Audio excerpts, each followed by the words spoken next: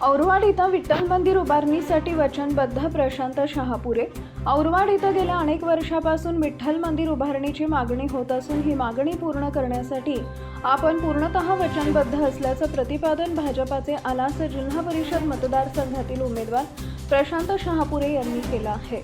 औरवाड येथील वारकरी संप्रदाय व ग्रामस्थांनी संवाद साधला, त्यावेळी ते बोलत होते। शहापुरे म्हणाले की गावात विठ्ठल मंदिर नसल्यामुळे वारकरी भक्तगण तसेच भजन कीर्तन करणाऱ्या मंडळींना एकत्र येण्यासाठी योग्य जागेचा अभाव आहे।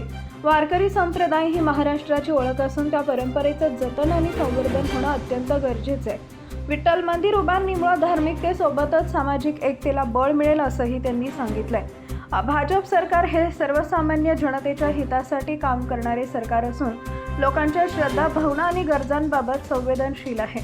औरवाड इथं विठ्ठल मंदिर उभारणीसाठी आवश्यक पाठपुरावा करून निधी उपलब्ध करून देण्यासाठी आपण वचनबद्ध राहू असं आश्वासन प्रशांत शहापुरे यांनी दिलंय। आता प्रचार सभेत करत असताना बऱ्याच घरातून किंवा बऱ्याच महिलांकडून आज एकादश असल्यामुळं त्या औरवाड गावात विठ्ठल मंदिराची मागणी होती।